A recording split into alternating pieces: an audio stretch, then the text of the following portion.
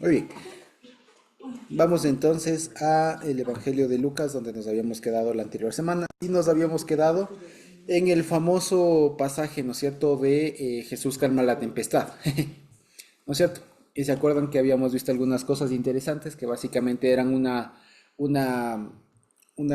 que habíamos visto, ¿no? Que era más o menos una como actualización, si se quiere, de aquella idea bastante primigenia que quedó en la humanidad, de que viene Dios y ordena el caos, ¿no es cierto? Entonces aquí, a través del pasaje de Jesús calma la tormenta, más allá de calmar un vendaval y demás, está haciendo alusión a esa idea antiquísima de que Dios finalmente es el que pone orden en el caos, ¿no es cierto?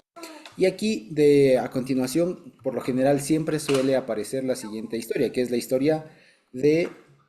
la historia del endemoniado Gadareno, Genesareno, Geraseno, etcétera, como le suelen decir. ¿De acuerdo?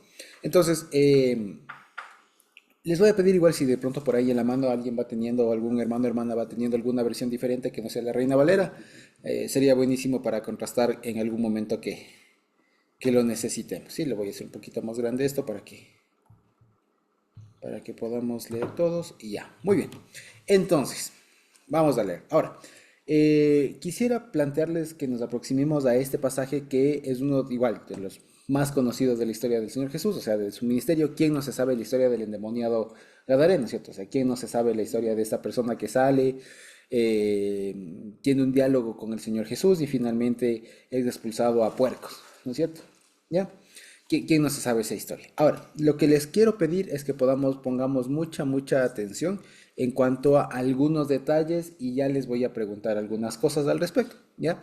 Esta historia tiene dos partes. La primera que tiene que ver con el exorcismo como tal, ¿ya? Y la segunda que tiene que ver con la reacción de la gente y del mismo endemoniado, por así decirlo, de la reacción que tienen ellos. Entonces tiene dos partes, ¿no es cierto? Entonces vamos a ver la primera. Vamos a hacer más de énfasis en la primera porque la segunda fluye un poquito más. Dice lo siguiente.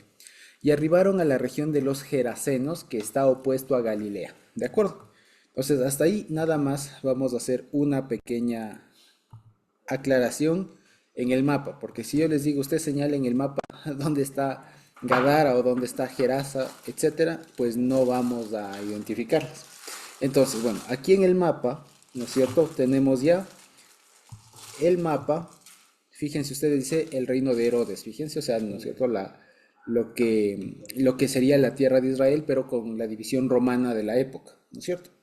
Muy bien, resulta que todo lo que estamos leyendo está ahora desarrollándose alrededor de aquí, del mar de Galilea, ¿no es cierto? Muy bien, entonces vamos a ver, dice lo siguiente.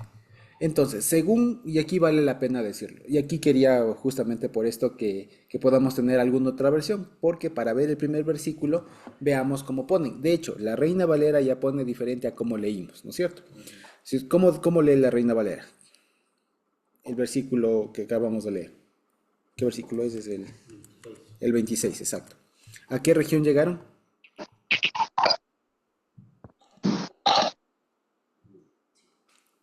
¿A qué región llegaron? ¿Cuál, cuál? En el 8:26. En nuestra versión, en la Reina Valera pone, ¿no? Que arribaron a la tierra de los Gadarenos. Ya, de los Gadarenos. Muy bien. Pero Jime, por ejemplo, tiene otra versión que pone de los Gerasenos. ¿Ya? ¿Y no tiene alguna otra versión que diga otra diferente?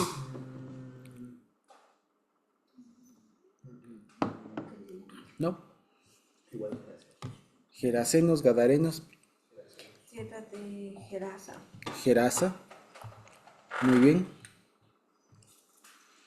¿Alguien tiene Gergesa? ¿No? Bueno, les cuento. Resulta que en realidad, en cuanto a en qué ciudad estaría pasando esto, hay mucho debate. ¿Ya? A ver, las tres opciones son que sea Gadara, de ahí Gadareno, ¿no? Ajá. O que sea Gerasa, de ahí Geraseno. Sí, Gerasa nos dice en la Geraseno. NBI. Ya, muy bien. O que sea Jergesa, o sea, Jergueseos. ¿Ya? Son tres ciudades que habían en la época, ¿ya? El asunto es que no se sabe muy bien cuál de todas estas es, y hay debates por una razón. ¿Por qué? Porque las tres ciudades aparecen en diferentes textos de Lucas antiguos. ¿De acuerdo? Entonces, hay textos que dicen en la región de Gadara, hay otros que dicen llegaron a la región de Gerasa y hay otros que dicen llegaron a la región de Gergesa. ¿De acuerdo? Entonces resulta que hay testimonio de las tres ciudades. La duda que siempre queda es cuál de todas es el lugar en la que pasó. ¿De acuerdo? Entonces dicen, bueno, primero, si suponemos que es Gadara, si ustedes fíjense aquí en el mapa, aquí está Gadara, resulta que Gadara no está en realidad tan cerca del mar de Galilea. No es que comparte playa con el mar de Galilea, como para que la historia de los cerdos finalmente volcándose al mar y ahogándose sea plausible. O se complica porque los cerdos tendrían que haber hecho un viaje más o menos significativo para finalmente terminar hundiéndose en el mar, en el lago, como pone Lucas. Luego, la segunda opción es de esta ciudad que fíjense ustedes dónde está, es Gerasa, que está aquí abajo. ¿Ya? Es Gerasa. ¿De acuerdo? Ahora, la cuestión es que, una vez más, si ya con este era difícil con Gadara, con Gerasa es todavía más, porque está más lejos. Y además está en una región sí montañosa. La ventaja de ahí es que ahí sí da para que haya, digamos, precipicios, que es a donde terminan cayendo los cerdos. ¿Ya? El asunto es que no hay un precipicio que dé a un cuerpo de agua. O sea, no hay lagos, no hay nada por alrededor a donde se puedan haber ido, digamos, a donde pudieron haber terminado los cerdos. Luego, ahí está otra ciudad que es aquí, fíjense, Gergesa, que está acá, ¿ya?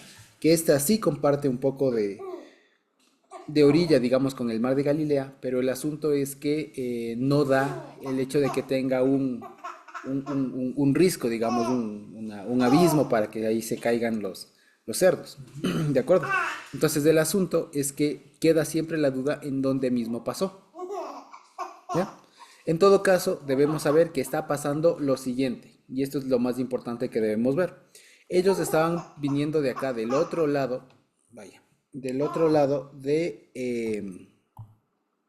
pasó? Ya, ellos estaban viniendo del otro lado del mar de Galilea. Aquí en el mar de Galilea es lo que pasa eh, de Jesús calmando la tempestad y cruzan al otro lado. Si ustedes se dan cuenta, fíjense aquí en el mapa, ya el otro lado, toda esta otra parte de aquí del mapa, toda esta otra parte de acá, ya no es territorio judío. ¿Ya? Galilea y Judea y Samaria de alguna manera son territorios judíos. ¿Eso qué quiere decir? Que son territorios de donde de alguna manera u otra había la Torá, había conocimiento de Dios. En cambio, cuando pasa al otro lado de Galilea, resulta que ya no hay eso.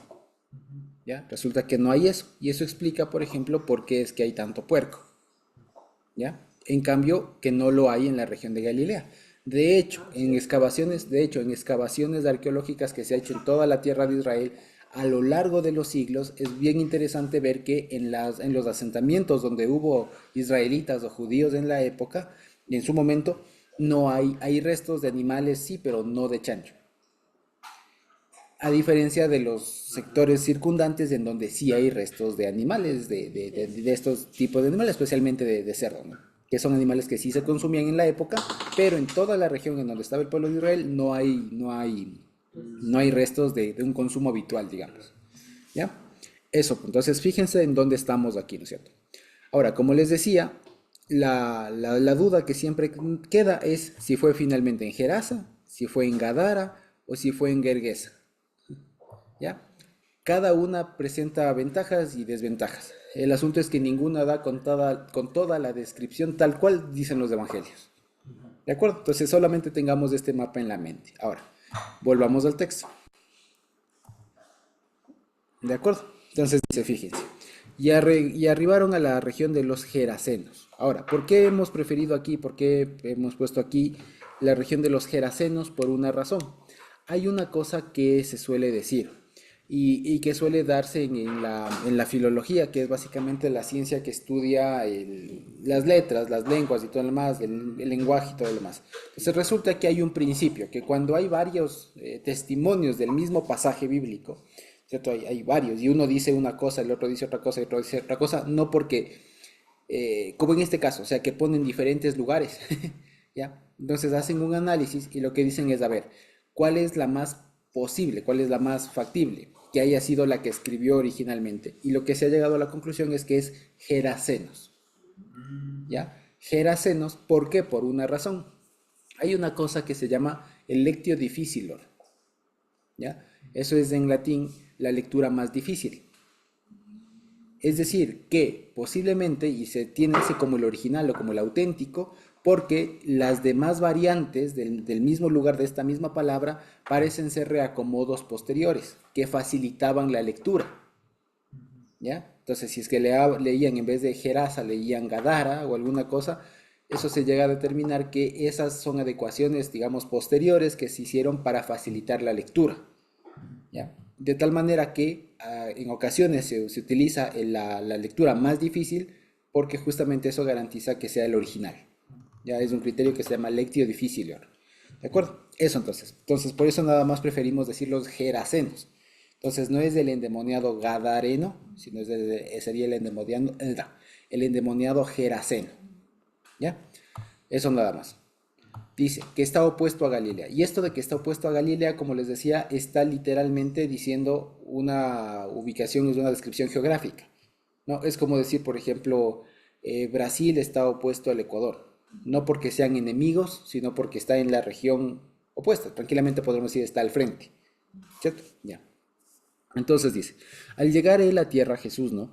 Vino a su encuentro un hombre de la ciudad teniendo demonios desde hacía mucho tiempo y no vestía ropa ni moraba en casa sino en los sepulcros. Al ver a Jesús, gritó, se abalanzó a sus pies y con gran voz dijo, ¿qué conmigo y contigo, Jesús, Hijo del Dios Altísimo? Te ruego que no me atormentes. Porque mandaba el espíritu inmundo que saliese del hombre, muchas veces le arrebataba y era atado con cadenas y grillos y vigilado, pero rompiendo las cadenas era dirigido por el demonio a los desiertos. Y le preguntó Jesús diciendo, ¿cómo te llamas? Y le dijo, Legión, porque muchos demonios habían entrado en él. Y le rogaban que no los mandase ir al abismo. Había allí un hato de muchos cerdos que pasían en el monte y le rogaron que los dejase entrar en ellos y les permitió. Y los demonios salidos del hombre entraron en los cerdos y el hato se precipitó por una pendiente pronunciada hacia el lago y se ahogó. ¿De acuerdo? Ese es el episodio. Ahora, les quiero hacer una pregunta, ¿ya? ¿Qué emociones, qué sensación les genera esta historia? ¿Qué sensación les da en general? ¿Qué emoción les despierta? Un poco de miedo, tal vez, ¿no? De ver que le responde eso y que ese espíritu se va como, esa legión, ese muchos espíritus se van a los cerdos. A mí me da un poco de miedo. Ajá, muy bien, muy bien. ¿Alguien más? ¿Qué emoción de pronto les despierta? Uy, yo digo de poder, o sea, imagínate, alguien poderoso, superior, porque está sacando demonios y es superior a estos que están ahí. Ajá. O sea, como que es alguien más grande que lo que está ahí dentro de esas, o sea, sorpresa, o sea, como que wow, admiración ¿De qué poder? Ok, muy bien. ¿Alguien más? ¿Qué sensación les genera?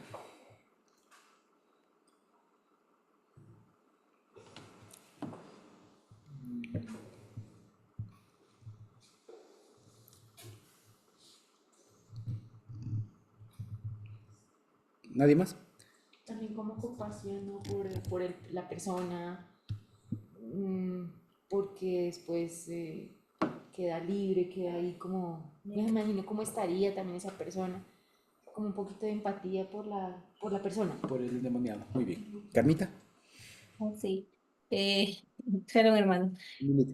Justamente eso iba de decir que la misericordia del Señor Jesucristo, incluso para mandar a esos demonios a los cerdos y no traerlos en ese momento. Ujú. Muy bien, perfecto. Eh, Ahora, fíjense ustedes. ¿Por qué? Y aquí les pregunto una cosa, ¿por qué creen ustedes que esta historia es tan, ¿cómo se diría? Tan icónica, ¿no? Es tan importante, tan icónica, porque este no fue el primer ni el último exorcismo que hizo el Señor Jesús. Pero ¿por qué impacta tanto esta historia? Por el tema de que los manda a los cerdos, o sea, Porque es los algo manda a que los no es cerdos. normal. Ok, Porque es más de un demonio, son muchos. es más de uno. ¿Cómo se llama? Y hay otra cosa en realidad, que es más sencilla incluso, porque hay mucho detalle. Porque es la única que se dice quién era, de dónde vivía, en dónde estaba, qué vivía, qué hacía, el diálogo que se da ahí, todo el tema, o sea, se da todos los detalles que se puede necesitar, digamos, de la historia. Por eso es bastante icónica. Y como bien lo estimaba, como bien lo decía Nati, lo primero que le genera esto es bastante sorpresa, justamente por el nivel de detalle y del nivel de poder, como decía también Jimé, de que se contrasta ahí. Porque lo que quiere presentar, fíjense, o sea, fíjense cómo está narrado. O sea, vamos a hacer como solíamos hacer en el colegio, ¿se acuerdan un poco de, cómo se dice esto? De apreciación literaria, ¿cómo es esto? ¿Qué se llama? De comprensión lectora. Sí, un poco de análisis literario. Fíjense ustedes cómo Lucas presenta la historia. La presenta con un problema. O sea, parte de un problema muy fuerte. Él llega de viaje superando un vendaval, una tempestad, una victoria impresionante, pero se presenta con otra dificultad no menos importante. Viene un endemoniado que después nos enteramos que era un conjunto de demonios. ¿Ya? Era una cosa pero tremenda. ¿Ya? Y es más, lo aumenta todavía en categoría porque dice, vino un hombre teniendo demonios. O sea, dice varios. Y aquí viene un asunto, entre paréntesis, ¿no? Respecto de la lectura. En nuestra Biblia, en la traducción de la Reina Valera, se dice, ¿no? Teniendo demonios ya desde hace mucho tiempo. O sea, da a entender como que estaba endemoniado hace buen rato. Pero en realidad ahí no dice así.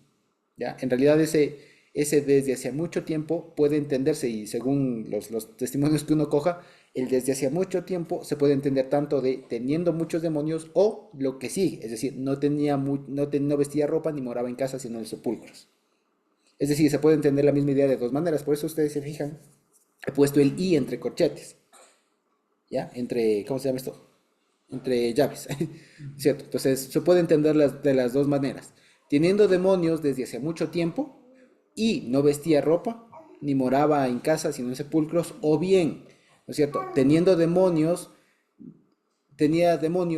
y desde hace mucho tiempo no vestía ropa ni moraba en casa sino en sepulcros. ¿Ya? Entonces depende de dónde yo ponga el i. Ahora, ¿dónde está más atestiguado y dónde está mejor? Que el i vaya aquí primero. ¿Ya? Es decir, tenía muchos demonios.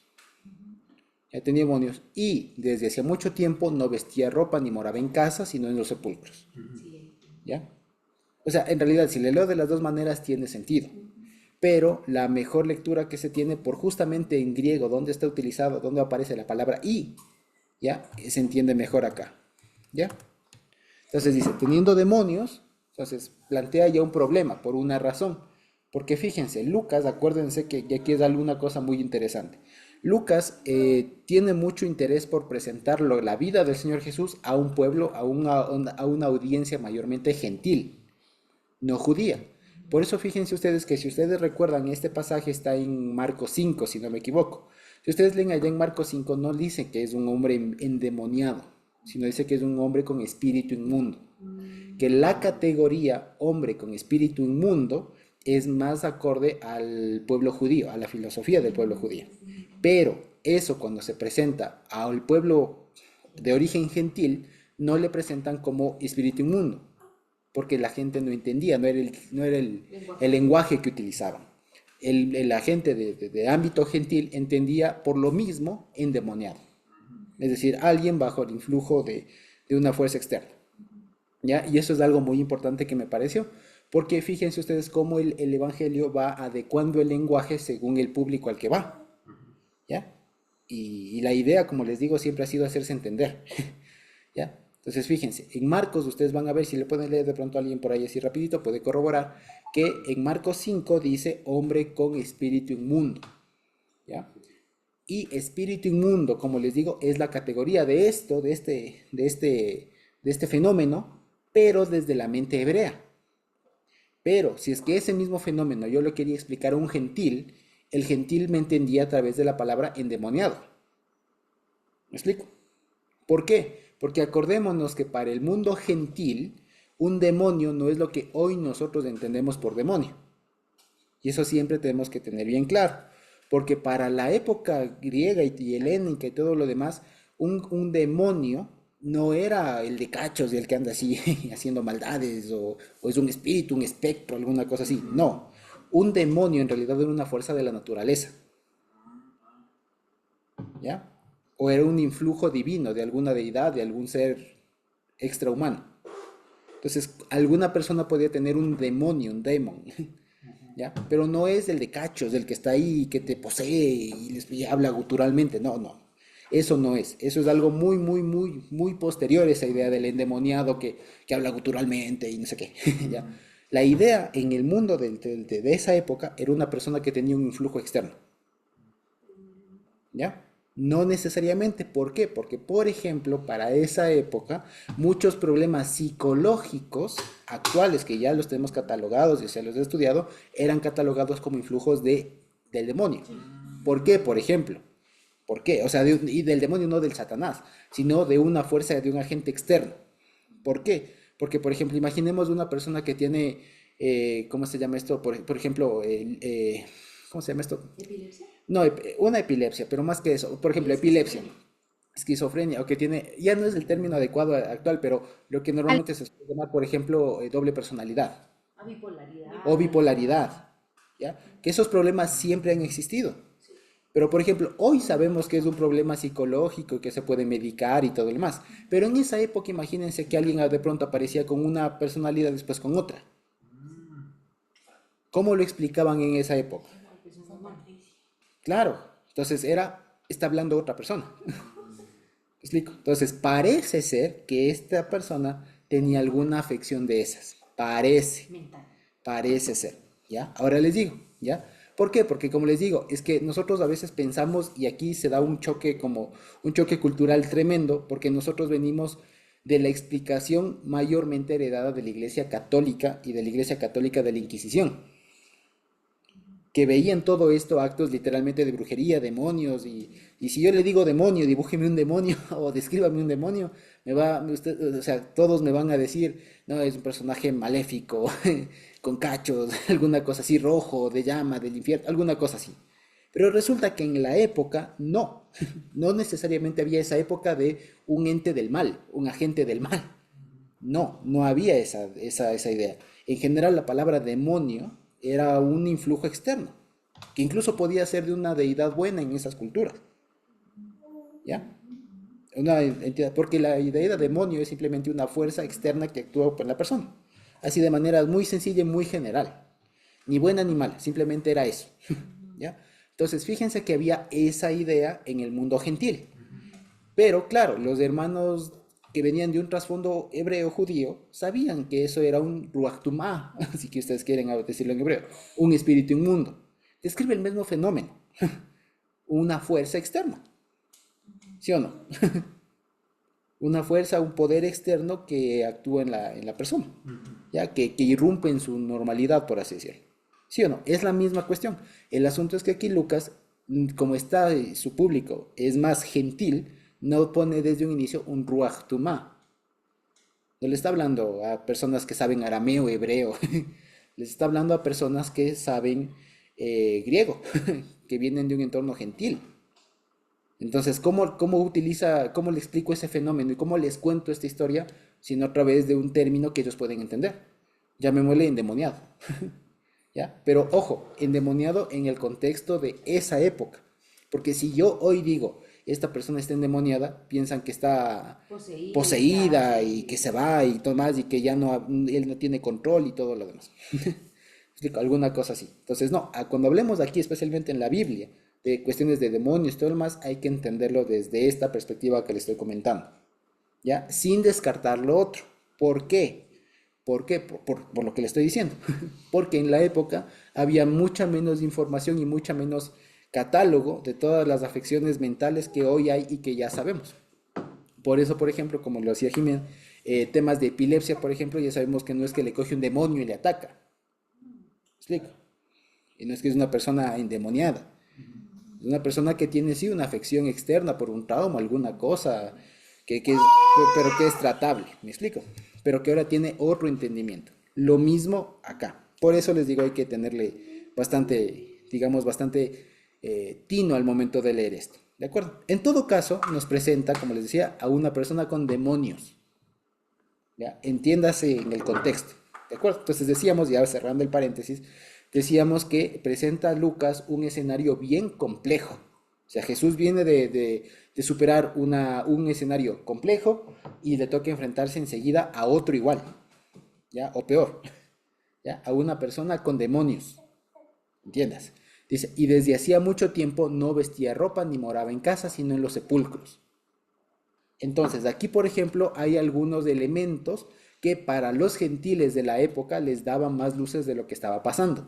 ¿Qué implica, qué idea, o sea, qué mensaje está transmitiendo esto de que no tenía ropa, no moraba en casa, sino que moraba en los sepulcros?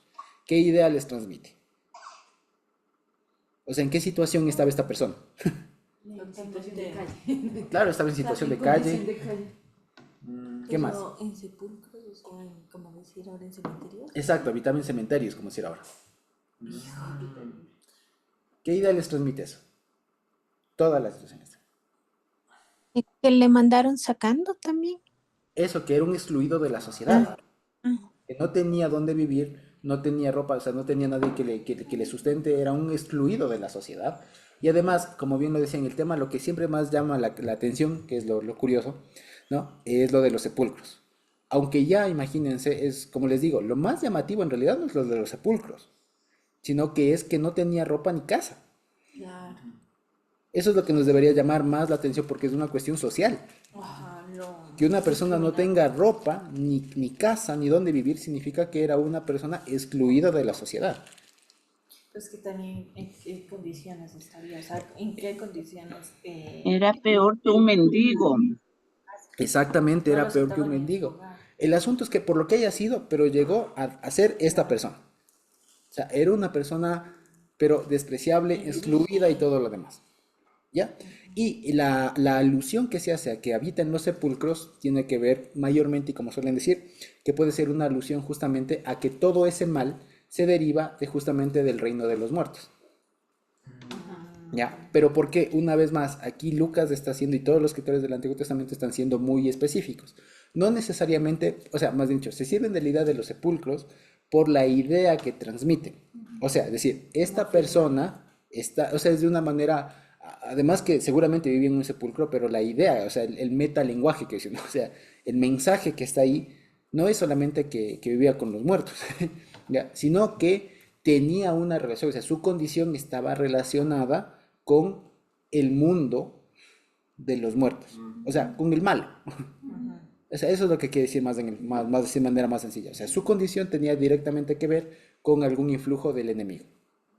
Así tal cual, ¿ya? Y sí, así sin más.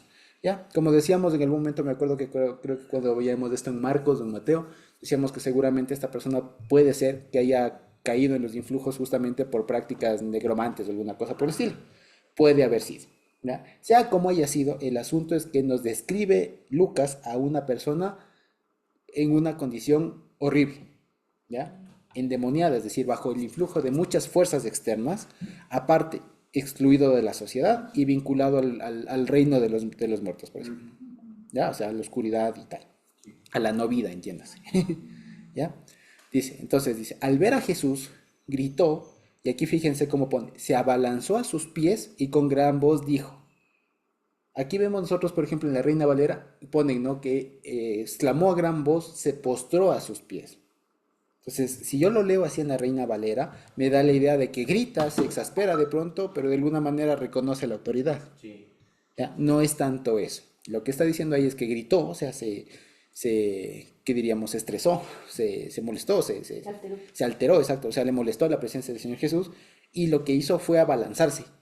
O sea, lanzarse en contra del Señor Jesús. No necesariamente postrarse, sino si implica alguna violencia, digamos, de acercarse hacia Él. ¿ya? Es decir, estaba en una actitud muy violenta, ¿ya? Y grita y dice, y con una gran voz dijo, ¿ya? Y esto es una cosa muy interesante.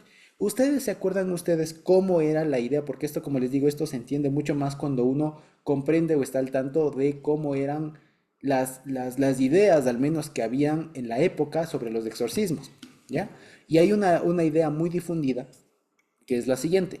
Siempre decían que cuando alguien se enfrentaba en general a un demonio, una persona con un demonio, tenía que preguntarle el nombre. O o cuando la persona, el exorcista, por así decirlo, ¿no? Le extraía el nombre, tenía dominio sobre el otro. ¿Ya? ¿Ya? Entonces, fíjense aquí, pero ¿qué pasa aquí?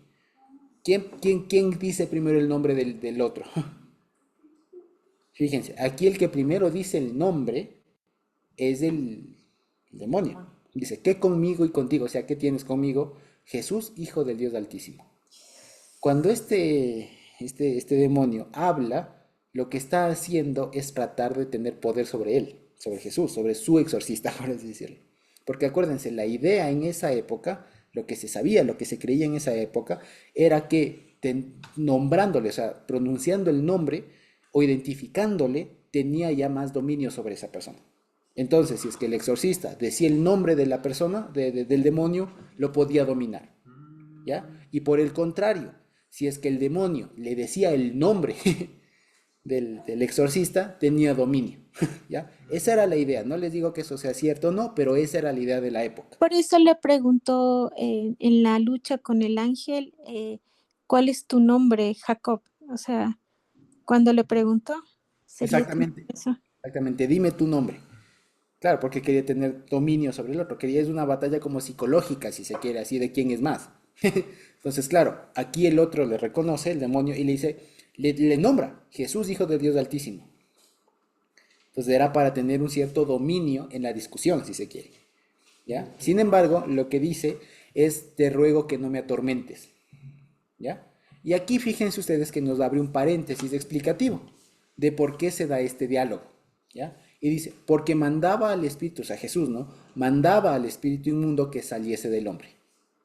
Entonces, ¿cómo es el escenario? Aquí parecería que hay un diálogo, ¿no? O sea, hay un diálogo, pero ¿cómo debemos de entender esto? Llega el Señor Jesús, pisa puerto, así pisa la tierra firme y enseguida sale el hombre. Se abalanza y él toma la primera palabra y dice, ¿qué tienes contra mí, Jesús, Hijo del Dios Altísimo? Te ruego que no me atormentes. ¿Ya? Lo que significa, y en ese instante se da este diálogo. Lo que quiere decir, como les digo, la idea, la historia aquí según Lucas, es que el endemoniado quiere tener o intenta tener un dominio sobre la discusión, si se quiere. ¿Ya? Y aquí nos dice, ¿no? Muchas veces le arrebataba, el demonio dice a este hombre, ¿no? Y era atado con cadenas de grillos y vigilado, pero rompiendo las cadenas era dirigido por el demonio a los desiertos. ¿Ya? Entonces aquí nos complementa un poco a la descripción de arriba de cuál era la situación del hombre. O sea, este hombre además era muy violento. ¿Ya? Más allá de que rompa, la idea es que era muy fuerte o alguna cosa así, era muy hábil también. Y a pesar de que le ponían en una especie de cárcel, porque esto es una cárcel, cadenas y grillos, entiéndase, lo metían en una especie de cárcel de detención, el hombre se escapaba. ¿Ya? El hombre lograba escaparse. ¿De acuerdo? Entonces era, como les digo, esto por ejemplo es una de las cosas, entre paréntesis también les cuento, que es algo típico de Lucas, en la redacción de Lucas, porque si ustedes ven, por ejemplo, el mismo pasaje en Marcos, esta descripción de aquí está arriba, o sea, nos cuentan desde un inicio. Ya esto de que le ataban y todo lo demás, nos cuentan arriba cuando nos dice que vivía en los sepulcros. Pero Lucas acá nos presenta abajo. ¿Ya? En fin, son cuestiones redaccionales nada más. ¿Ya? Entonces dice, y le preguntó Jesús diciendo, ¿cómo te llamas? ¿Ya? Y él dijo, Legión, porque muchos demonios le habían entrado en él. Ahora, hay una diferencia aquí con Marcos, que vale la pena decir, ¿y por qué siempre nos basamos en Marcos? Porque parece ser una de las fuentes primarias de Lucas. ¿Ya? Y en Marcos, cuando le pregunta el nombre, la explicación del nombre la da el mismo demonio. Y dice, me llamo Legión porque somos varios. En cambio, aquí en Lucas, la explicación la da el narrador. ¿Se explico? O sea, en Marcos, perdón, La respuesta al cómo te llamas es legión porque somos bastantes. O sea, el mismo demonio de la explicación del nombre. En cambio, en Lucas, la explicación la da el narrador. ¿Ya? Porque muchos demonios habían entrado en él. Ya, esa es la cuestión. Y aquí es algo interesante. Por lo siguiente, legión técnicamente no es un nombre. Es un número. Claro, pues. Claro. Técnicamente le está jugando Barcelona. Técnicamente le está jugando Barcelona este demonio, estos demonios le están jugando Barcelona, por así decirlo, hablando morochamente, le está jugando chueco, digamos, ¿cierto? Al Señor Jesús, porque no le dice su nombre, le dice su número. ¿Ya? ¿Por qué? Porque una legión era algo como de 6.000 soldados. ¿Ya? 6.000. Entonces, imagínense, es como que si ahora le dijeran, ¿cómo te llamas? Centena. Ya, no te dije cuántos son, te pregunté cómo te llamas, o sea, ¿cómo te llamas? Millón, porque somos 1.000.000. Entonces le está jugando un poco chueco. ¿Ya? Entonces, ¿por qué? Porque una vez más, en esa lógica, la idea de este endemoniado era tener dominio sobre la discusión. Si es que no le dice el nombre, no le gana. E intenta primero le intenta dominar la discusión nombrándole, después no diciéndole el nombre. Sin embargo, aquí hay una cosa curiosa. En cualquier otro exorcismo hubiera sido infructuoso. El exorcismo, o sea, no se hubiera podido dar la liberación, porque justamente no se demuestra la superioridad del liberador, digamos, sobre el endemoniado, por estas dos cuestiones, ¿no? De que más bien le ganan.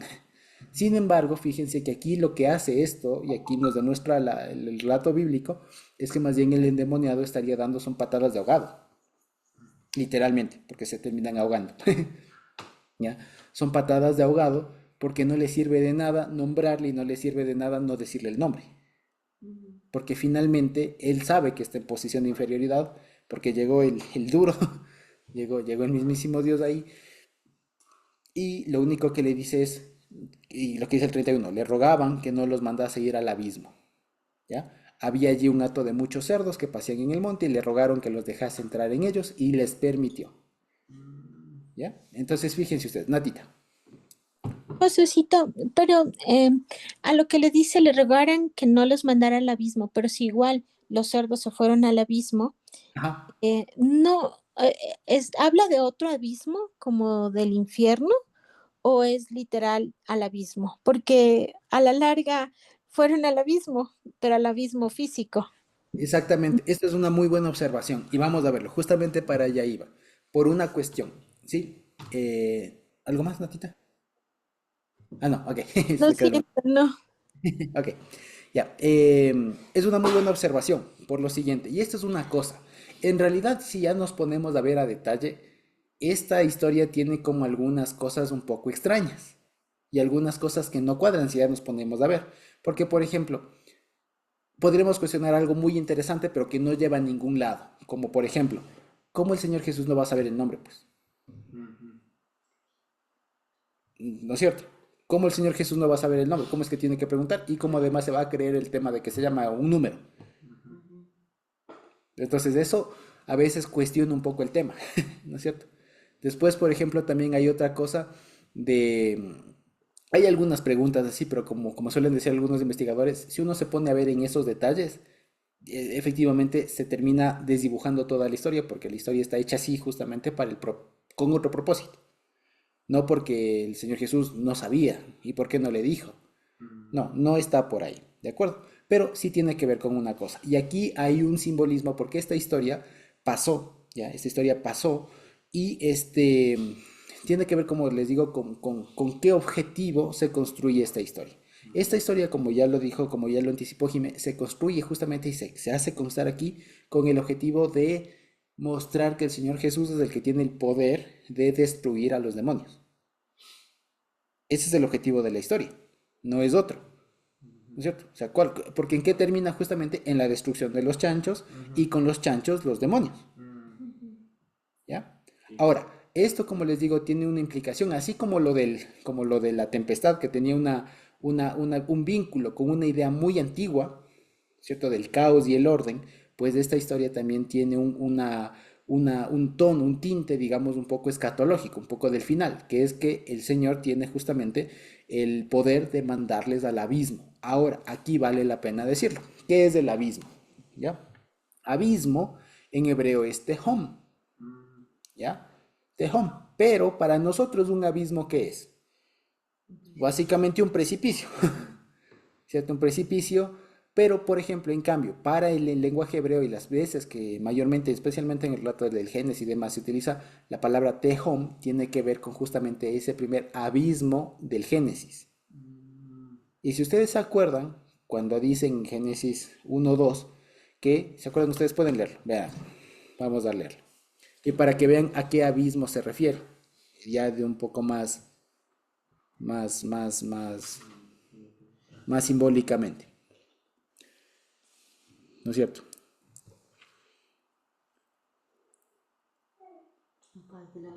¿Ya? Entonces dice en el 2, ¿no es cierto? Y la tierra estaba tohu babohu, ya saben ustedes, ¿no es cierto? Desordenada e informe, informe y amorfa, ¿cierto? Y que dice la hoshech, oscuridad, ¿no? ¿Sí? Y la oscuridad estaba sobre la faz del Tehom, Tehom, abismo. Pero resulta que fíjense aquí cómo lo describe el Génesis, sobre la faz del abismo, y el Espíritu de Dios se movía sobre la faz de las aguas. ¿Se acuerdan ustedes que este mismo versículo nos sirvió de base para entender el pasaje anterior? De que las aguas agitadas y todo lo demás eran una idea de esas aguas agitadas sobre las cuales el Espíritu se revoloteaba al inicio. Resulta que para la mente hebrea, la mente de los discípulos y la mente en general, el Tehom no es otra cosa sino el abismo en donde al final hay aguas. O sea, el abismo que conduce a las aguas caóticas, a las aguas del caos. ¿De acuerdo? Por eso es que, como bien lo decía Nati, aquí parece ser, y algunos comentaristas también suelen decir lo siguiente, parece ser que aquí en realidad el que les está jugando una buena pasada es el Señor Jesús, porque aparentemente el trato que llegan es que no les destruya, pero terminan siendo destruidos. Y les dice que no le mande al abismo y les termina mandando al abismo. Entonces parece que son burlados los demonios estos. Entonces, claro, el asunto primero, como les digo, al abismo, aquí siempre se ha despertado la duda cuando le dicen, no, no nos mandes al abismo. ¿Ya? Y con el tema de que no me atormentes. Claro, todos piensan que es un tema de ya me llegará el tiempo, no me, como ponen en otras versiones, en otros pasajes, en Marco especialmente, no me atormentes antes de tiempo, que no sé qué. Resulta que aquí, como está en Lucas, se da un diálogo un poco, como les digo, un diálogo especial, ¿ya? Porque justamente la petición de ellos es que no les mande al abismo, y el abismo aquí se puede entender por muchas cosas. Aparentemente lo que sí está claro es que están hablando de ya el abismo final, o sea, la destrucción, ¿ya? El abismo para los demonios, ¿ya? No es el infierno, ¿ya? Porque eso también vale la pena decirlo. Hay que sacarse también la idea bastante a veces católica y cristiana heredada, ¿no es cierto?, de que hay dos mundos, el cielito y el infierno, y en el infierno reina el Satanás. No, el infierno es el castigo del Satanás, incluso. ¿Me explico? Entonces, incluso si pensáramos en el concepto de infierno, no hay que pensarle como el reino del Satanás, como que los demonios salen del infierno, no. Los demonios no quieren ir al infierno, porque es que el infierno, lo que va a hacer el infierno, va a ser la prisión de ellos, el castigo, aún de los mismos demonios. ¿De acuerdo? Entonces hay que bastante depurar esa idea. ¿Ya? Como les digo, no es que si el infierno y el infierno ahí reina el Satanás y él recibe y le está castigando a la gente. No, eso no funciona así. El infierno, si se quiere, es del castigo aún para el mismo Satanás. El final. El final, claro. El final ya todo. Ya, es el horno final donde se quema toda esa cosa. En fin, entonces a eso también otra forma de decirlo es del abismo, es decir, el caos. Le manda al no cielo. Acuérdense que todo esto, como les digo, es un metalenguaje del Génesis. ¿Ya? El no cielo, el caos, la destrucción. ¿Ya? Entonces lo que ellos les dicen es, no me destruyas. Fíjense que a lo que más tiene miedo el Satanás y todo su séquito es a la destrucción. O sea, que él extermine. Por eso es que después en el Apocalipsis, la muerte es lo que hay que vencer. ¿Se dan cuenta? Y por eso es que el Señor Jesús es sobre todo porque Él vence a la muerte. O ¿Se dan cuenta? Es una cosa, pero, o sea, así filosófica, potente. O sea, mucho más profundo de lo que nosotros creemos. Claro. Solamente es, salieron unos demonios y listo. Exactamente. Entonces aquí lo que ellos están diciendo, lo que ellos tienen miedo es de morir, porque ellos saben que no tienen vida eterna. Ellos no tienen chance de resucitar como nosotros. Nosotros si nos morimos de aquí, el Señor nos resucita. A los demonios no hay quien los resucite. Y al Satanás no hay quien los resucite. Muerto y se acabó. Y ahí muere, literal. ¿Ya? Y eso es a lo que más le tienen miedo a todos estos. Por eso le dicen no me manden al abismo. Entonces, más que el abismo, pensar el infierno y tal. Sí, pero en el tema de la destrucción, o sea, literalmente de desaparecerles. ¿Ya?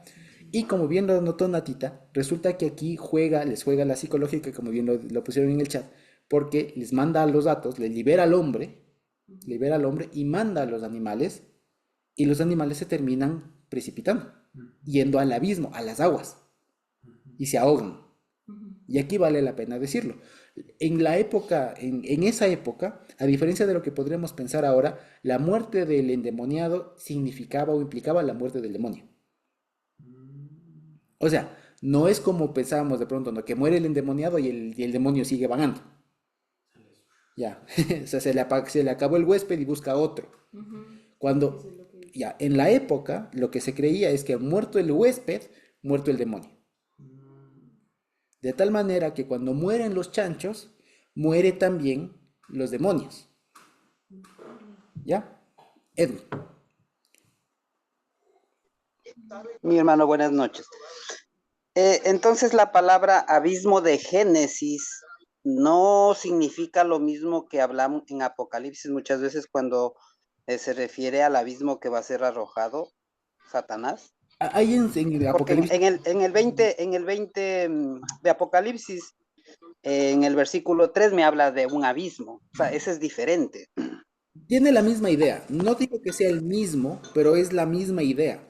Porque lo que aquí se está utilizando, como decíamos, es un mismo lenguaje. O sea, cuando aquí hablan del abismo, se está refiriendo a la del Génesis, a ese abismo del que fueron arrojados cuando se rebelaron. Entonces, que fue lo peor para ellos, salir del cielo, salir expulsados de la nada. Entonces les quedó, digamos, y quedó en ellos esa idea de ser expulsados, de no tener nada, de ser nada. ¿Me explico? Entonces lo que ellos saben es que al final su fin es desaparecer. Ya, y es algo que, por ejemplo, incluso hasta nosotros inconscientemente ha llegado esa idea hasta nuestra cultura. Porque ¿se han dado cuenta ustedes lo que dice una persona, lo que suelen decir las personas cuando alguien fallece? Suelen decir, en realidad no has muerto y la persona realmente muere cuando se le olvida. ¿Se han dado cuenta? Incluso hay una película de Disney de eso, ¿no? Si ustedes la han visto, si ustedes la ven desde esta perspectiva un poco más antropológica, si ustedes quieren, se van a dar cuenta de eso, que es una idea que es, pero desde la época ¡uf! De Matusalén. El tema de que alguien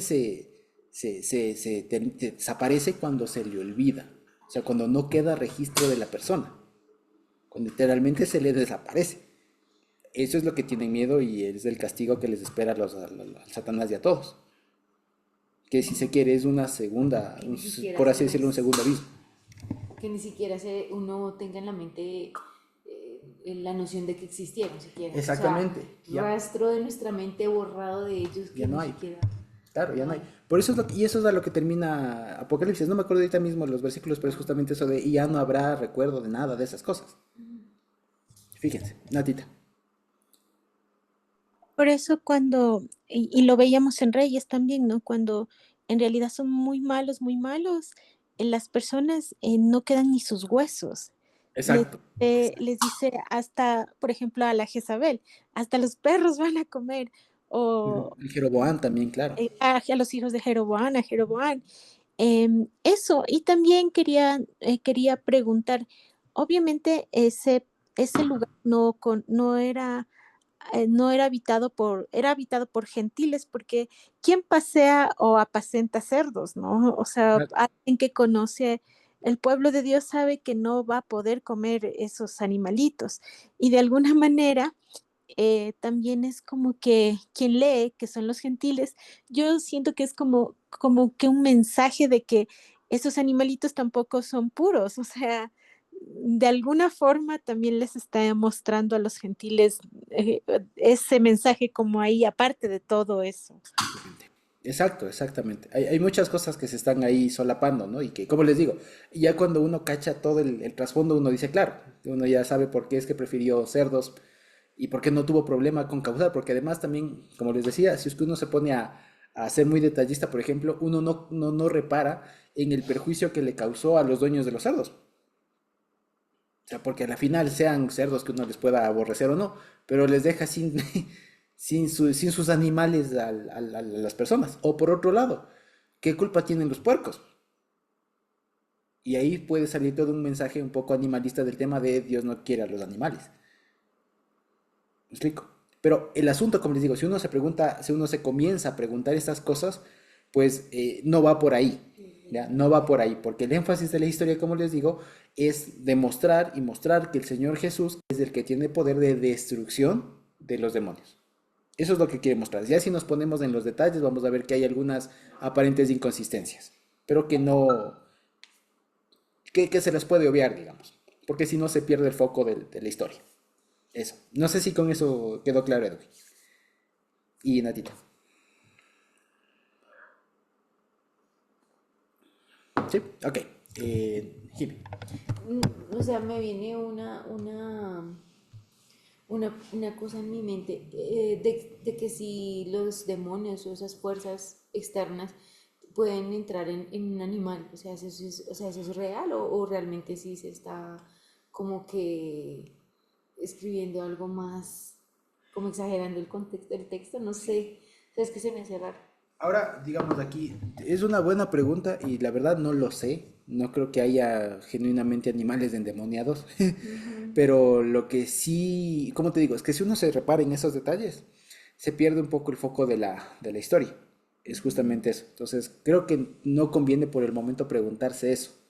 No porque no tenga una respuesta, sino porque te, te distrae del punto. Entonces, por ejemplo, si ahora, si no, digamos, tendríamos que ver algún momento en donde, y creo que no va por ahí.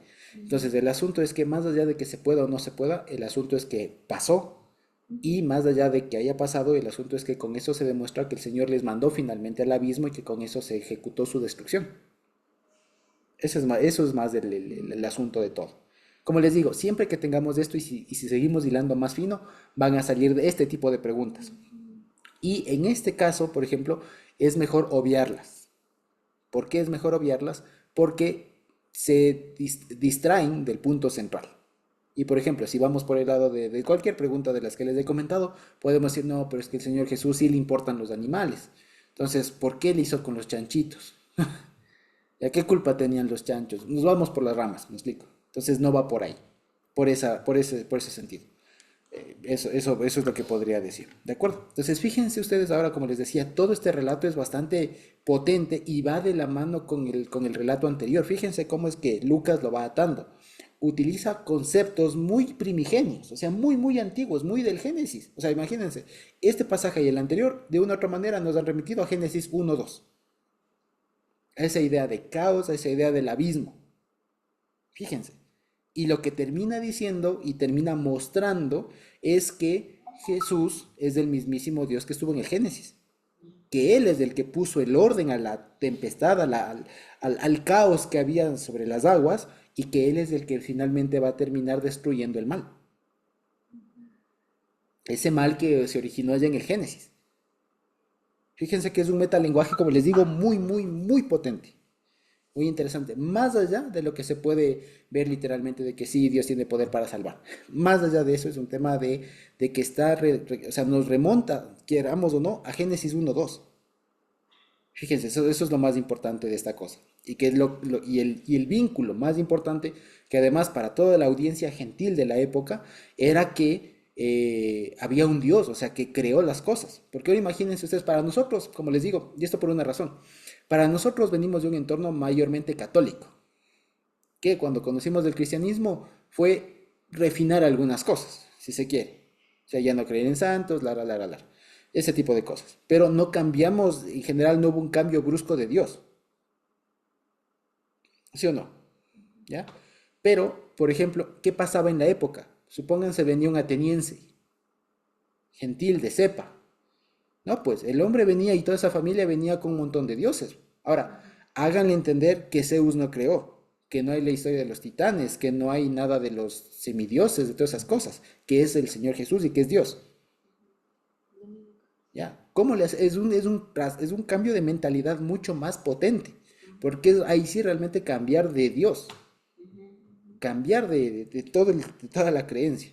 Y este tipo de mensajes, de historias, que conllevan, fíjense ustedes, una historia una idea antropológica muy antigua, conecta con las ideas que tenían, los gentiles incluso, decían, claro, ya entendemos, no es Zeus, no es nadie, es Él, es Dios, es el Señor Jesús, es Él. Él es el que puso orden al caos y es Él el que va a terminar de exterminar al mal. O sea, esta batalla entre el caos y el orden, entre el bien y el mal, en donde siempre termina ganando el orden y el bien, que siempre es una idea, que son ideas que hay en todas las culturas, hay en todas las civilizaciones. Estas historias las utilizan los evangelistas para decirles a los hermanos gentiles, especialmente Lucas, decirles, oigan, refinen también de paso su creencia. Y todas esas ideas que ustedes entendieron en su época, afínenlas y vean que es del Señor Jesús en realidad. Fíjense. ¿Sí? Edwin. Josué, estaba pensando en algunas ocasiones donde hablaban de abismo, pero cuando sucede de Rico y Lázaro que mueren, pensé que decía abismo también está separando entre el cielo y el infierno donde estaba Lázaro, ¿no? Pero bueno, en el 26 dice, además de todo esto, una gran cima, dice, está puesta entre nosotros. Pero creo que cima y abismo es algo de sinónimos. No sé si de pronto cima ahí quiere decir otra cosa. Ahí es O sea, cima con... porque en cambio creo que se refiere al mismo lugar donde los demonios le decían que no le envíen. Ujú. Claro. Pero tú estás explicando en cambio que era algo físico, que bueno, después físicamente los cerdos van pues al precipicio, o sea, al abismo, como se dice normalmente, ¿no? Ajá. A ver, buena pregunta. Nada más para no salirnos un poco del tema. La parábola del rico y el Lázaro es eso, es una parábola. No es algo que sea un testimonio del Señor Jesús que les haya contado les voy a contar lo que yo vi ahí y tal, no. Es una parábola, de hecho es una parábola muy antigua que incluso viene desde tiempos del antiguo Egipto. Y claro, ahí la palabra que se utiliza es cima con ese que sí es un precipicio, pero como les digo, en ese sentido, y esa parábola tiene otro objetivo, ya, entonces no es lo mismo de acá, a pesar de que tenga que ver con cuestiones de personas que están en el otro mundo, ¿no? que están muertos y demás. Pero esa parábola, primero es una parábola y tiene que ver con otra cosa. La idea, como sí les digo, de abismo, más allá y para de pronto simplificar mucho las cosas, tiene que ver con ese abismo del Génesis, con ese abismo al que fueron arrojados los demonios de Satanás y todo su séquito cuando se rebelaron. ¿Sí? Eso. Edwin.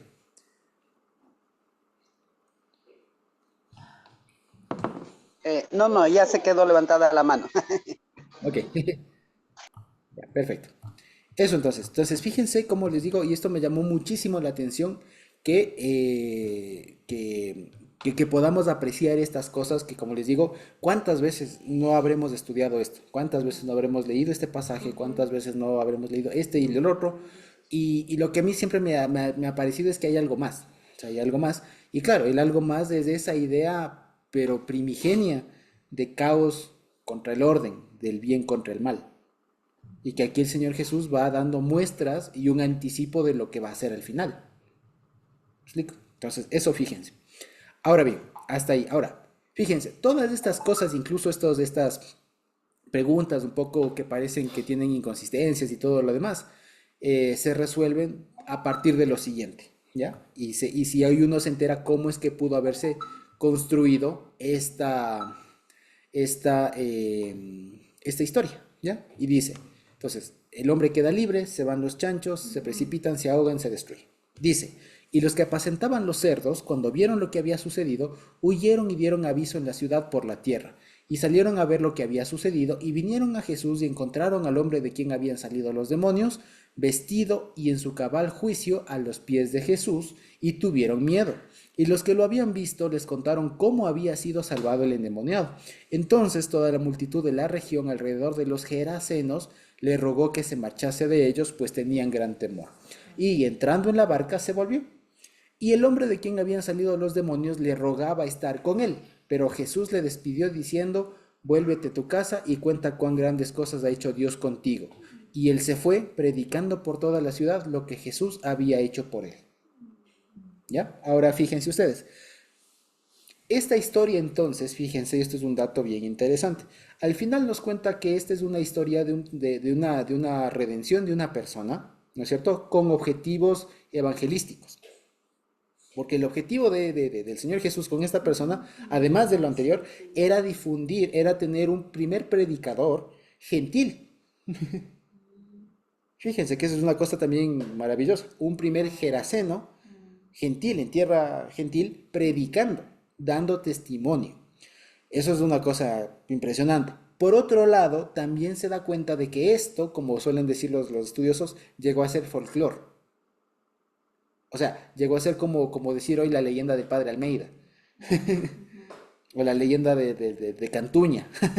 Alguna cosa así. O sea, llegó a ser una historia popular, así digamos, folclórica, ¿no? Del folclore de la época. Y eso explica por qué haya estas cosas un poco de matices, de cosas por el estilo que a veces no cuadran. ¿Ya? Es como, por ejemplo, el relato de Cantuña, por ejemplo. Entonces ya, evidentemente no se le apareció el diablo y evidentemente no es que se guardó una piedra. Explico, si nos acordamos de la leyenda de Cantuña, ¿no es cierto? Pero sí que tiene un trasfondo, tiene el trasfondo de una cuestión de que construyó, de que todo lo demás, ¿ya? O sea, esa idea, digamos, en el fondo, no porque esto tenga elementos que no sean verdaderos, no, sino por el asunto de que ya formó parte de la cultura y del folclore de esa época. Y eso explica por qué hay estas de pronto cosas que si uno hila un poco más fino, ya como que, claro, como que no es consistente la historia, ¿ya? Eso, entonces, pero fíjense, a la larga lo que termina haciendo es teniendo el Señor Jesús un primer vocero gentil. Y que lo único que sabía es que Él tiene poder para destruir a los demonios. Y vaya y cuente, y ya está.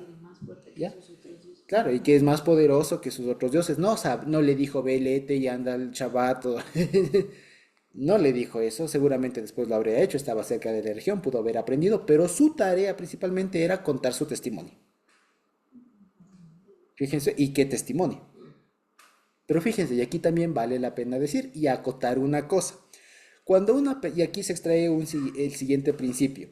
Cuando el Señor Jesús, cuando Dios hace una maravilla como esta, de salvar a una persona así de dañada, ¿no es cierto? Y lo restaura, el principal objetivo justamente es para testimonio, ¿ya? Pero hay que saber utilizar el testimonio. El Señor Jesús no le dijo, ya, y tú eres ministro de aquí, ponte una iglesia. Dijo, ya tú eres el pastor.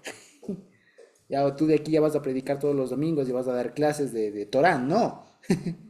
Su función era hacer testimonio. ¿Sí me explico? Y hasta ahí. ¿Ya? ¿Y esto por qué les digo? Porque actualmente a veces se desdibuja esa idea del testimonio y se desdibuja el valor del testimonio y el poder del testimonio cuando, por ejemplo, se le pone a alguien que ha venido de un mundo muy difícil, muy controversial, y por el hecho de que le ha salido de allá, ya le ponen a hacer otras atribuciones que no le corresponden, ¿ya? El típico, se convierte en un cantante famoso, una actriz famosa, alguna cosa así, y enseguida ya sea pastor, o ya pase al frente y predique. ¿Me explico? Entonces, por ejemplo, ahora tenemos el caso, ¿no? Famoso de tal. Y ha habido muchos, o sea, ha habido muchos igual cantantes, actores, actrices, gente famosa, por ejemplo, o gente muy dañada. El famoso, ¿se acuerdan ustedes que hace muchos años hubo este tema del famoso Corre Nicky Corre? Ya. Los que nacieron mucho tiempo atrás se acordarán. Yo hablo como viejo. Pero el asunto es que hubo, incluso es de este libro de La Cruz y el Puñal. de la cruz y el puñal, de este pastor que fue a predicarle a este líder de estas pandillas de Nueva York y lo demás, y le termina convirtiendo y todo lo demás. Bueno, resulta que ese, por ejemplo, es un testimonio poderosísimo, pero testimonio. De ahí, por ejemplo, ya lo que sigue es que después de este chico, creo que Nicky, quiso hacer alguna cosa más y creo que ya no le fue tan bien, porque su cuestión era testimonio. Y el valor, digamos, y la función que hay que tener es de testimonio. Esto a veces un poco choca contra nuestra intuición, porque uno dice, pero si el Señor le rescató, sí, pero para eso. Ya después veremos si es que estudia, se prepara y puede hacer algo más, y Dios le usa para algo más, pero por lo pronto basta y limítese a compartir su testimonio, que eso va a ser de más impacto que si usted pretende hacer otras cosas que todavía no le corresponden. ¿Ya? Eso fíjense ustedes, esto se aprende de acá. Dijo, no, tú no me sigas, de otras palabras, hablando así, que dijo, tú no me sirves de discípulo ahorita, me sirves de vocero. ¿Y qué vas a contar? Lo que te pasó. Y con que cuentes eso me basta. ¿Y él por dónde se fue? Porque tengo entendido, bueno, lo que decían, ¿no? Es que él se fue para todo lo que tenía que ver como con Samaria, con yo no sé qué, que bajó por allá y que por eso hay mucha gente convertida de esa zona porque el testimonio de él fue muy impactante. Pero la verdad eso es lo que dicen, lo que se... No, no necesariamente, Pero no, que no hay testimonio de eso en Toda la realidad. ciudad. No, no hay testimonio de eso en realidad, porque también acuérdense que después la cuestión, a ver, digamos, es inverosímil, quiero decir, o sea, es poco creíble eso, por una razón, porque primero porque el alcance de él no fue tanto de ir a predicar con el objetivo de que se conviertan. El objetivo era tener algún vocero, alguien que esté alertando y que además anticipe, ojo, el tema del ministerio a los gentiles, porque esto también le interesa mucho a Lucas. Lucas aquí está mostrando a un gentil, el primer gentil convertido, por así decirlo, ¿ya? Que después en Hechos se va a ampliar, ¿ya? Y ya es a los gentiles y todo lo demás. Entonces, eso es como un pilar que va sembrando Lucas, un testimonio, ¿se dan cuenta? Entonces, luego, ¿por qué también es inverosímil? Porque incluso ya la historia te da cuenta que la predicación finalmente y quienes terminaron estableciendo iglesias y núcleos, digamos, son los apóstoles. Y ya la función de la iglesia y todo lo demás. Entonces, seguramente después se toparían con este hermano y todo lo demás, pero hasta ahí. no se No, vuelve a hablar de él en no, porque como les digo, el énfasis de esta historia es eso. Entonces, ya si después, seguramente, ahora, si nos podemos así elucubrar, seguramente se conocieron, había chance de que se topen por ahí en alguna ocasión, pero lo que importa para la historia y nuestra reflexión es eso. Ya si después el hombre se casó, tuvo hijos, no lo sabemos. ¿Ya? Pero el asunto es que lo que más importa de su historia es de esta parte. ¿De acuerdo? Ahora, aquí hay una cosa también, como les decía, aquí hay algo interesante, porque al parecer el viaje del Señor Jesús se pegó ese viaje solamente por él. Solamente por él. ¿Me explico? Es algo, pero es algo hermosísimo que el Señor Jesús haya hecho todo este viaje y haya hecho semejante despliegue de poder solamente por una persona. Es algo hermosísimo, yo les digo, conmueve mucho. Al final, como lo decía también Milita, desde el punto de la compasión, le vemos mucho por el tema de que se jaló semejante viaje, pasó peripecias por una persona. Ahí uno puede hacer énfasis mucho en la historia de Jolas 99, fue por mí, bueno, fue por el endemoniado Gadareno. Ya, fíjense ustedes. En fin, entonces, el asunto es que una vez más hay una reacción negativa de la gente, se asusta y le dicen que se vaya, y lo que llama aquí la atención, fíjense, y con esto ya para terminar por hoy, es la siguiente. Noten esto. ¿Qué es lo que le pide el Señor Jesús al hermano Gesareno? ¿No? ¿Qué le dice? Vuélvete a tu casa y cuenta cuán grandes cosas ha hecho ¿quién? Dios contigo. Ahora, ¿qué dice el resto? Y él se fue predicando por toda la ciudad todo lo que ¿quién? Jesús.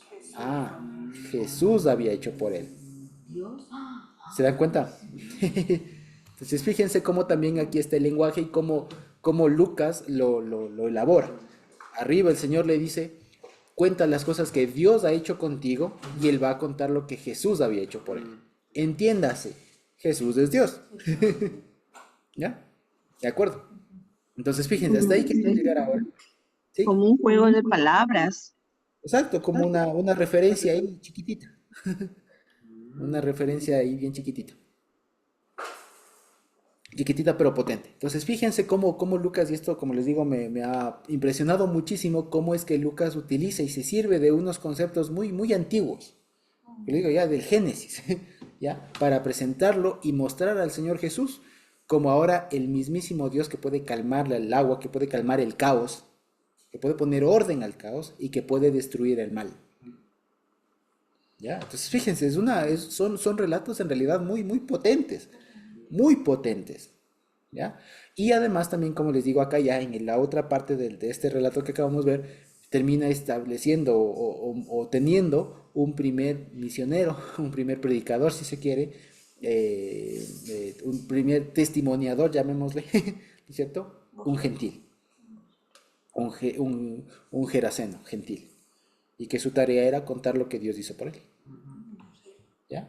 Y que como lo vimos desde otro lado, Jesús se pegó semejante viaje solo por él. ¿Ya? Ahora, finalmente, ahora sí, ya para terminar, podemos... Ah, caramba, le cerré sin querer. En fin, solamente para concluir alguna idea. Hay una inconsistencia, entre comillas, entre Marcos, Mateo y Lucas. ¿Ya? En esta parte. Por lo siguiente, si nosotros leemos... si nosotros leemos este mismo pasaje, pero en Mateo 8, por ejemplo, les puedo pedir a alguien que pueda leer Mateo 8:28. Ujú.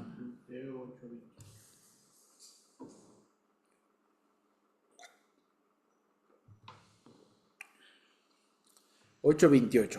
Es de esta misma historia, es de este mismo pasaje, pero hay una pequeña diferencia. ¿Ya? ¿Cuál es?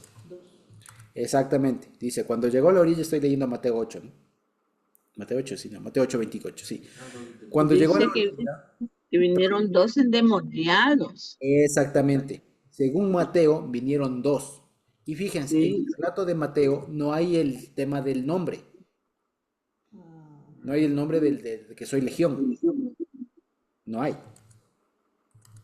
Si nos damos cuenta, fíjense, les voy a leer, dice, ¿no?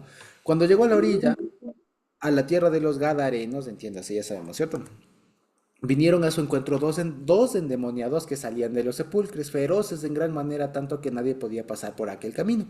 Y clamaron diciendo, ¿qué tienes con nosotros, Jesús, Hijo de Dios? ¿Has venido acá para atormentarnos antes de tiempo? Estaba paciendo lejos de ellos un hato de muchos cerdos, y los demonios le rogaron diciendo, si nos echas fuera, permítenos ir a aquel hato de cerdos. Él les dijo, id. Y ellos salieron y se fueron de a aquel hato de cerdos, y aquí que todo el hato de cerdos se precipitó en el mar por un despeñadero y perecieron en las aguas. Y los que los apacentaban huyeron y vinieron a la ciudad, contaron todas las cosas y lo que había pasado con los endemoniados, y toda la ciudad salió al encuentro de Jesús, y cuando le vieron le rogaron que se fuera de sus contornos. Ya, es mucho más sintética la historia según Mateo, y fíjense ustedes, a Mateo no le interesa tanto el tema de el diálogo que hay. Ya, a él no le importó mucho eso. Ya, su contexto, su intención era otra. ¿Ya? Por eso es que fíjense que hay partes, y por eso es importante leer los evangelios en orden no de cómo están en la Biblia, sino en orden cronológico. Si se dan cuenta ahora la virtud de haber leído primero Marcos, después Mateo y ahora Lucas. Porque Marcos tiene una idea, Mateo tiene otra y Lucas tiene otra. Y ya cuando lleguemos a Juan en algún momento, vamos a ver que Juan va a contar mucho de lo mismo, pero va a tener otro énfasis. Va a tener otro énfasis por la época en la que estaba escribiendo él. ¿Ya? Ahora, fíjense ustedes, a Mateo, ¿cómo armoniza la historia? Entonces, a Mateo seguramente no le hizo mucho sentido de que haya este tema de la legión y todo lo demás. Entonces, ¿cómo lo soluciona él? Diciendo que son dos. ¿Ya? Entonces, claro, para no decir que eran muchos y que hay diálogo y todo lo demás, seguramente no le hizo sentido a él alguna cosa, qué sé yo, por así decir, y lo justifica diciendo que son dos. ¿Me explico? Y ahí se explica el plural y todo lo demás. ¿Ya? No que Mateo se invente, tal vez Mateo tuvo otra fuente, ¿ya? Fue lo que él pudo investigar, pero como él lo presenta y justifica el plural, sobre todo de la legión de los demonios, lo justifica a través de dos. Pero Marcos y Lucas nos dicen, no, era uno, solo que estaba quejado por varios. ¿Sí me explico? Fíjense cómo se va construyendo la historia.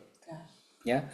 Y como les digo, a la final cualquiera podría decir, sí, pero eso demuestra que es un invento humano, porque fíjense, ni siquiera entre ellos se pudieron poner de acuerdo, aquí nos dicen que era uno, aquí que eran dos, acá que no sé qué, que no sé cuánto. En realidad eso más bien da fe de que la historia fue certera, de que pasó, y que a veces esta diferencia entre detalles, digamos, más bien da señales de que es cierto, ¿ya? ¿Por qué? Porque una razón más bien, o sea, por una razón incluso cuando a uno le enseñan en derecho a hacer los famosos interrogatorios a los testigos, el asunto es que uno descubre un testigo falso o testigos falsos porque repiten exactamente lo mismo, igualito. Entonces, cuando dos personas repiten exactamente con punto y coma las cosas, es que tuvieron una misma fuente. Se pusieron de acuerdo, tuvieron una misma fuente. ¿Ya? Entonces ahí esa misma fuente puede ser que alguien les enseñó, que alguien les dijo, ¿ya? Entonces, pero en cambio, cuando alguien dice lo mismo, pero con otras palabras o con más menos detalles, pues ya sabe uno qué pasó y que sí es certero el testimonio, ¿ya? ¿Sí? Como les digo, hay un programa muy bueno que les recomiendo ver. Ya les voy a ver si es que le encuentro con el YouTube y les paso para que vean a propósito en Shabbat, que eso, por ejemplo, es muy ilustrativo porque es muy bueno cómo funciona este tema, por ejemplo, de los testimonios. Hay un programa ya antiguito que se llama Juegos Mentales, era de la National Geographic, pero hay un capítulo de esos que justamente hacen un ejercicio respecto de, les ponen a gente así random, aleatoria, que sean como testigos de un delito, de un robo. Entonces después les llevan a juicio y les preguntan, a ver, ¿usted qué vio? Y usted vio y les comienzan como que a hacer el juego, ahí meten testigos falsos y todo lo más, y ahí se da cuenta uno cómo a veces estaba cambiando la perspectiva y lo que uno juraba ver en realidad le implantó a la otra persona la idea y nunca lo vio y así. Entonces es muy interesante eso. Y eso, como les digo, ya les voy a pasar, si es que lo encuentro, les paso el enlace de ese tema. Pero como les digo, a la larga, aquí para lo que nos importa del Evangelio, el tener diferentes formas de contar el relato más bien nos verifica que el suceso pasó. Lo que pasa es que tuvieron diferentes fuentes del mismo hecho. ¿Ya? Eso nada más. En fin, entonces no sé si tenemos alguna pregunta, algún comentario, y si no, podríamos terminar por ahí.